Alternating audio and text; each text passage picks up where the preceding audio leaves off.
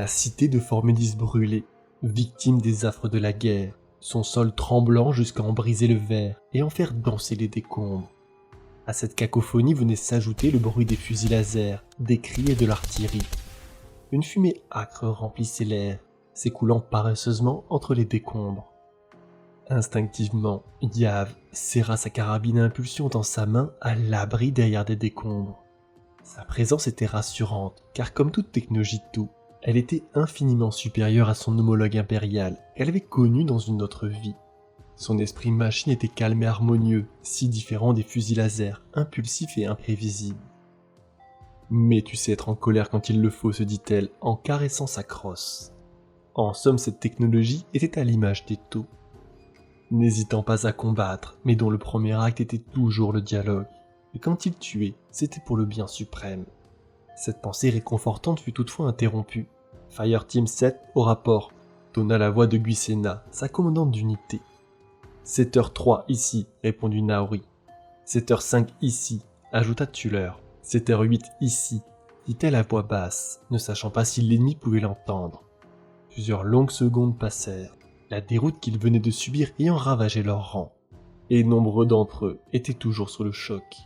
Pour elle ne put s'empêcher de dire « Nous rendons hommage aux âmes de ceux qui sont tombés pour le bien suprême, que dans la mort ils puissent jouir d'une harmonie qui leur était refusée toute leur vie. » Puis son ton se durcit et elle ajouta « Quelqu'un voit-il un ennemi? Nous ont-ils suivis ?»« Je ne pense pas. Ils sont trop occupés à se battre contre les cultistes Genestealers, » répondit Tuller avec dégoût. Yav savait parfaitement ce que ressentait l'homme. Cette guerre était assez dure contre les impériaux, mais quand les cultistes avaient émergé des égouts, elle avait tourné à l'anarchie. Le plan de libération de ce monde que les partisans avaient patiemment élaboré avec l'aide des Tau avait alors volé en éclats. Mais sa seule consolation avait été de savoir que les impériaux étaient aussi surpris qu'eux. Les massacres s'étaient alors intensifiés, toujours plus d'hommes mourant pour ce monde, et les tactiques de guérilla chères aux Tau s'étaient montrées inefficaces. La guerre s'enlisait de plus belle. Comme pour couper court à sa réflexion morbide, Shena leur dit « J'ai entendu parler de Fireteam 4 et 2. Ils se seraient ralliés à l'Aqua Sanctuaire, au nord d'ici. Leur perte serait faible. » Les chanceux, coupa Naori la mine sombre. « J'ai également des nouvelles du mentor Kangkok, reprit-elle avec une note de satisfaction sauvage dans la voix. Lui et sa tribu font pression sur le secteur 18. Des croûtes, ils vont se chier dessus, ajouta Yav. Les féroces cannibales, pensa-t-elle, la dégoûtaient. Du moins la partie impériale au plus profond d'elle. Ils étaient maintenant ses alliés, unis par le même but. Si nous pouvions maintenir la pression sur les forces impériales le temps qu'ils arrivent, cela pourrait peut-être nous permettre de prendre ce secteur, continua Shena. Les drones d'observation confirment la présence ennemie. Des chars troyens en approche dans notre direction. S'ils arrivent avant Kangkok, ils transformeront cette place en stand de tir. Comment pouvons-nous les arrêter? Nous ne sommes que 4, lança Tuller. Les drones ont identifié leurs points faibles, un joint de blindage à l'arrière de leur tourelle et de leur moteur sanctuaire. Les balles à impulsion devraient passer avec assez de persévérance, finit Shena. Puis en même temps, elle sortit d'un lourd sac de toile de petites orbes qu'elle distribua à chacun d'entre eux. Des bannisseurs d'âmes, dit Naori, les yeux écarquillés. C'est vrai, nous en avons peu, mais pour l'amour du bien suprême, vous devrez les économiser. Ne les utilisez que quand vous serez sûr qu'elles toucheront un tank ennemi. Nous ne serons pas seuls, faites attention, insista Yav. Alors que de nouvelles rafales tonnaient au loin, elle entendit des cris animaux auxquels s'ajoutaient les slogans « Mort aux oppresseurs! Les enfants des étoiles vous regardent !» Ces dernières phrases la fit trembler, mais n'écoutant que son courage, elle respira profondément, faisant taire son instinct qui lui hurlait de s'enfuir. Elle se devait de faire sa part pour le bien suprême. Maintenant en position, en embuscade, ils attendaient que les chars impériaux passent à proximité d'eux. Chacun tenait fermement sa grenade, conscient qu'au moment où ils se dévoileraient, il leur faudrait vaincre ou mourir.